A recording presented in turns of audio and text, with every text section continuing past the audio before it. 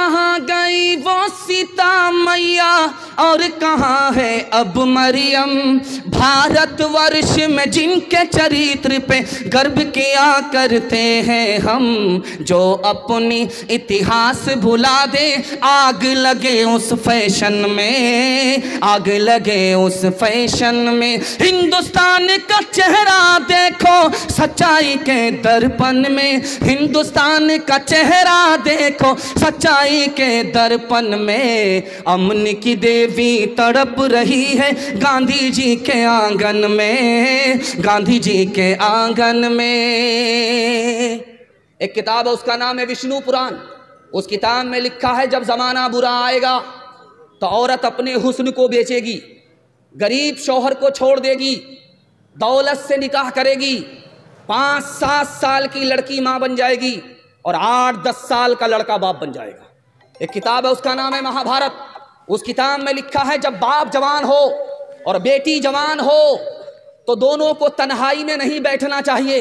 باپ بھی جوان بیٹی بھی جوان، دونوں کو ایک جگہ تنہائی میں نہیں بیٹھنا چاہیے۔ بڑے بڑے لوگوں سے زنا ہو جاتا ہے، بڑے بڑے لوگ شیطان کا لقمہ بن جایا کرتے ہیں۔ ایک کتاب ہے، اس کا نام ہے رامائن۔ اس میں سیتا جی بھابھی ہیں، لکشمن جی دیور ہیں۔ ان کو پوچھا جا رہا ہے بھابھی کا چہرہ بتاؤ، کیسا چہرہ ہے؟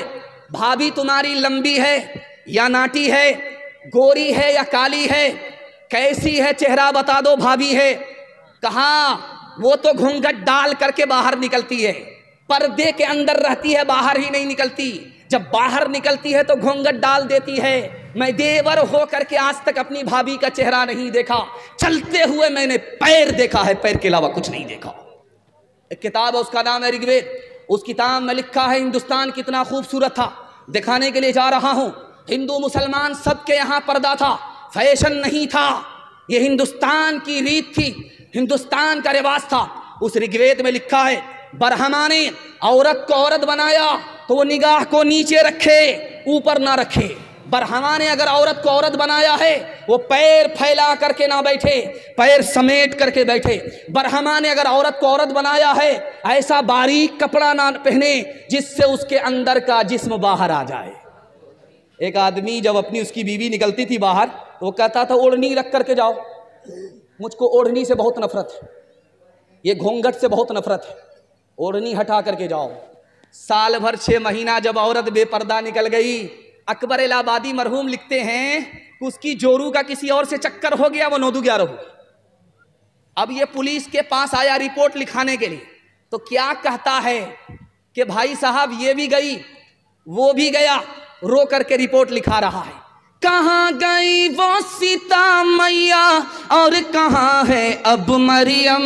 بھارت ورش میں جن کے چریتر پہ گرو کیا کرتے ہیں ہم، جو اپنی اتہاس بھلا دے آگ لگے اس فیشن میں، آگ لگے اس فیشن میں۔ ہندوستان کا چہرہ دیکھو سچائی کے درپن میں، ہندوستان کا چہرہ دیکھو سچائی کے درپن میں۔ امن کی دیوی تڑپ رہی ہے گاندھی جی کے آنگن میں، گاندھی جی کے آنگن میں۔ آخری پیغام ہندو مسلمان کے حوالے سے آپ لوگ سننے کے لیے تیار ہیں؟ جوش کے ساتھ ہاتھ اٹھائیے، 3 منٹ کا پیغام ہے۔ دل ملے یا نہ ملے ہاتھ ملائیں گے، ہاتھ اٹھائیے انشاءاللہ۔ انشاءاللہ۔ یہ دیکھیے جب دل ملانے ہاتھ ملانے سے کیا، ذرا ادھر بھی دھیان رکھیے، جلدی سے میرے حصے کا جلسہ مکمل ہو رہا ہے۔ آپ دیکھیں گے جب آدمی موٹر سائیکل چلا رہا ہوتا، بلی نے راستہ کاٹا، اب وہ ڈسک بریک مارتا ہے، 20 بار ادھر تھوکتا ہے، 20 بار ادھر تھوکتا ہے، کیوں؟ آگے خطرہ ہوگا۔ لکھا غلط ہے، آگے اگر خطرہ ہوگا تو اپنے پاپ کی وجہ سے ہوگا، خطرہ اگر ٹلے گا تو اپنے پن کی وجہ سے۔ لیکن دیکھیے قصور اپنا ہے، الزام بلی کے اوپر ڈال رہا ہے۔ گھر کی جلی بن میں گئی، بن میں لاگی آگ، گھر کی جلی بن میں گئی، بن میں لاگی آگ، بن بیچارہ کیا کرے، بن بیچارہ کیا کرے، جو ہے ہمارے بھاگ، جو ہے ہمارے بھاگ۔ کوا اگر چھپر پر بولے تو کیا کہتے ہیں کہ دماد آ رہا ہے، اگر پورب کے چھپر پر بولے تو کہتے ہیں سمدھی آ رہا ہے. بازار میں 1000 کوا بولتے ہیں کتنے داماد آ رہے ہیں, کتنے شوہر آ رہے ہیں, کتنے سمدھی آ رہے ہیں.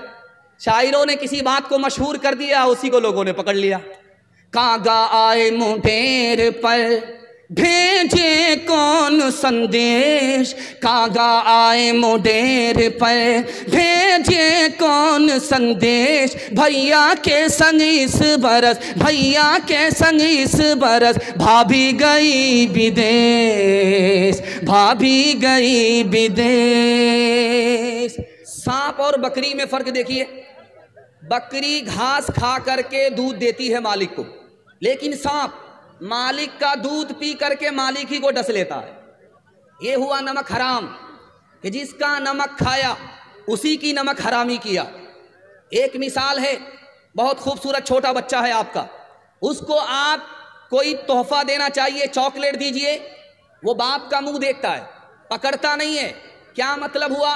باپ نے جیسے ہی اشارہ کر دیا وہ لپک لیتا ہے, باپ کا اشارہ نہیں ہے وہ پکڑتا نہیں ہے. مطلب کیا ہے؟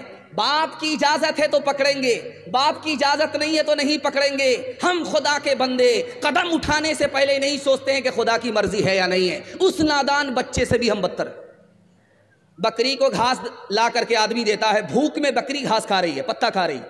جیسے ہی مالک نے اس کو پکارا وہ گھاس چھوڑ کر کے اپنے مالک کی طرف متوجہ ہو جاتی ہے. اور ہمارا خدا سرکاری اعلان مسجد سے کرتا ہے, ہم اس طرف دھیان نہیں دیتے, ہم اس بکری سے بھی بدتر ہیں. آخری مثال ہے, آپ دیکھیں گے رات کا بچا ہوا بھات ہے, اس کو صبح آدمی پانی ملا کر کے کھاتا, اس کو پنتا بھات کہتے ہیں. ایک آدمی کھا رہا تھا سبحان اللہ, ایک آدمی کھا رہا تھا ماشاء اللہ, ایک آدمی کھا رہا تھا الحمدللہ. لوگوں نے کہا تم نے خدا کی عادت بگاڑ دیا. اتنا جب اللہ کا شکر ادا کرو گے باسی بھات کھا کر کے تو روزانہ باسی بھات ہی کھلائے گا. ایک دیکھو, ہم کو جب تک بریانی نہیں ملتی ہم اللہ کا نام نہیں لیتے. اپنے مرکز سے نہ چل منہ پھیر کر بہرے خدا, بھولتا ہے کوئی اپنی انتہا اور ابتدا. یاد ہے وہ دور بھی تجھ کو کہ جب تو خاک تھا, کس نے اپنی سانس سے تجھ کو منور کر دیا. کب تک آخر اپنے رب کی نعمتیں جھٹلائے گا, کب تک آخر اپنے رب کی نعمتیں جھٹلائے گا. پھول میں خوشبو بھری جنگل کی بوٹی میں دوا, بحر سے موتی نکالے صاف روشن خوشنما, آگ سے شعلہ نکالا ابر سے آب صفا. کس سے ہو سکتا ہے اس کی بخششوں کا حق ادا, کب تک آخر اپنے رب کی نعمتیں جھٹلائے گا. راحت میں اللہ کا شکر ادا کریں گے, ہاتھ اٹھا دیجئے انشاءاللہ. صبر نہیں ہوگا خودکشی کریں گے, ہاتھ اٹھائیے انشاءاللہ. تیار رہیے, ہم بھی جنازہ پڑھنے کے لیے تیار.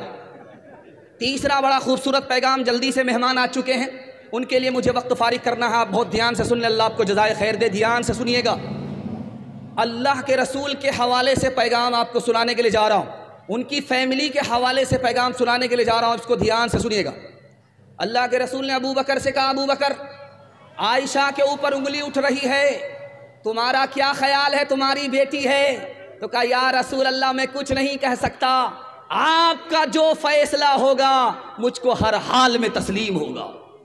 حضرت عثمان سے پوچھا, عثمان عائشہ کے بارے میں, میری بیوی کے بارے میں تمہارا کیا خیال ہے؟ کہ یا رسول اللہ آپ کی چپل میں نجاست تھی, آپ کے جوتے میں نجاست تھی, اللہ نے آپ کو مسجد میں آنے نہیں دیا. کہا پہلے جوتا اتاریے اس کے بعد مسجد میں آئیے. ایسا ہو نہیں سکتا, آپ کی بیوی ناپاک آپ کے پاک بستر پر آ جائے, ہو نہیں سکتا. حضرت علی سے پوچھا, علی تم کیا کہتے ہو میری بیوی کے بارے میں جس پر انگلی اٹھ رہی ہے؟ کہ آپ کے جسم پر کبھی مکھی نہیں بیٹھی, آپ کے پاک بستر پر کوئی ناپاک عورت بیٹھ نہیں سکتی. حضرت عمر سے پوچھا عمر تم کیا کہتے ہو عائشہ کے بارے میں؟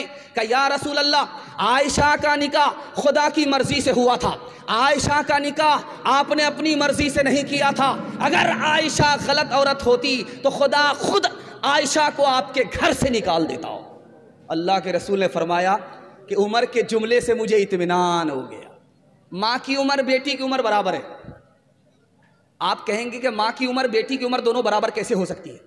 ماں سوتیلی ہے، بیٹی سوتیلی ہے، بیٹی کا نام فاطمہ، ماں کا نام عائشہ، دونوں کی عمر برابر، لیکن سوتیلا سلوک نہیں ہے، سہیلی جیسا سلوک ہے۔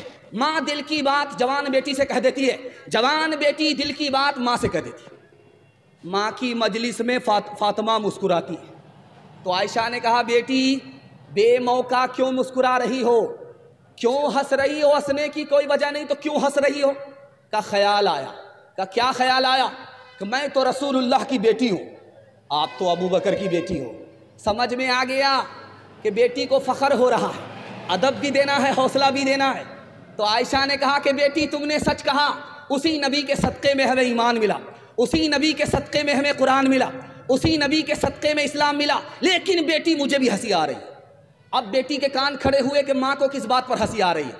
تو کہا کہ بیٹی ایک وقت آئے گا تو مر جائے گی، قبر میں پہنچے گی، ایک وقت آئے گا میں بھی انتقال کر جاؤں گی، قبر میں پہنچوں گی، جب تیرے حق میں فیصلہ ہوگا قبر سے نکل کر کے تو جنت میں جائے گی، جب میرے حق میں فیصلہ ہوگا قبر سے نکل کر کے میں جنت میں جاؤں گی۔ لیکن بیٹی مجھے ہنسی اس بات پر آ رہی ہے کہ جب تو جنت میں جائے گی تیرے ہاتھ میں علی کا ہاتھ ہوگا، بیٹی جب میں جنت میں جاؤں گی میرے ہاتھ میں رسول اللہ کا ہاتھ ہوگا۔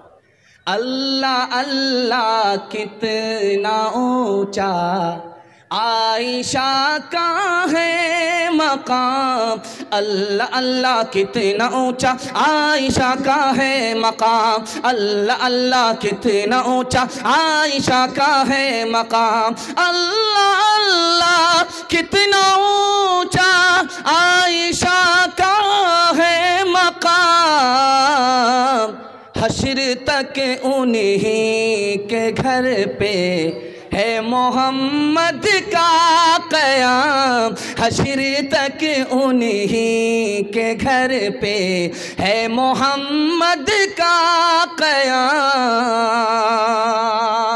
قرآن کے حوالے سے 3 منٹ کا پیغام سننے کے لیے تیار ہیں؟ جوش کے ساتھ ہاتھ اٹھا دیجئے انشاءاللہ۔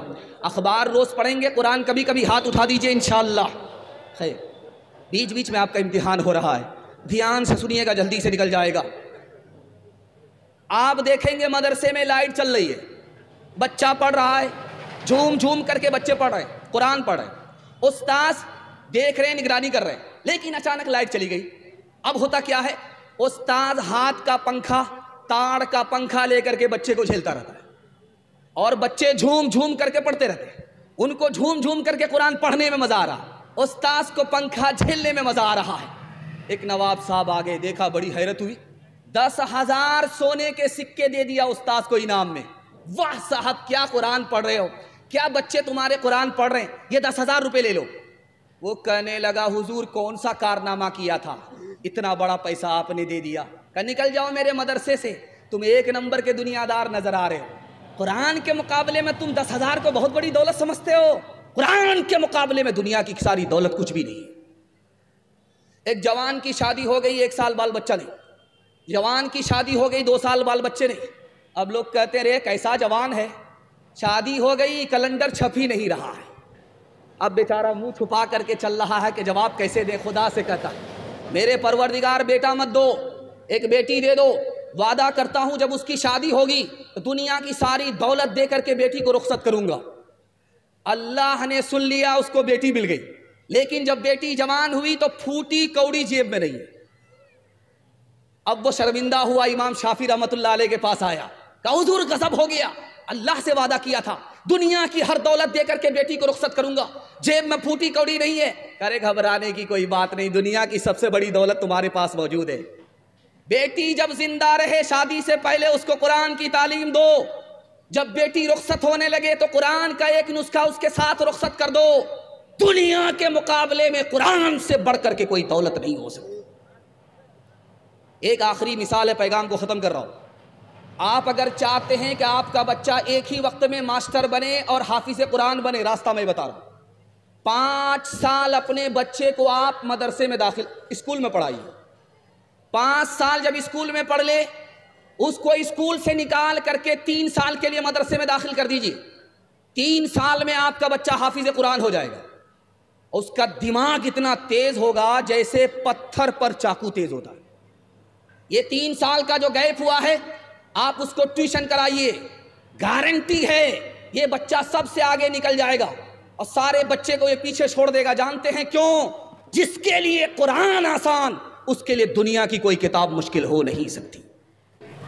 پیارے دوستوں، یہ تھے مولوی سعدون نذیر. انہوں نے کیا رامائن کے بارے میں، سیتا کے بارے میں کیا کہا، آپ لوگوں نے اسے سنا. کمنٹ میں آپ ضرور بتائیں کہ انہوں نے کیا کہا. ملیں گے ایسے ہی اگلے ویڈیو میں. تب تک کے لیے خدا حافظ.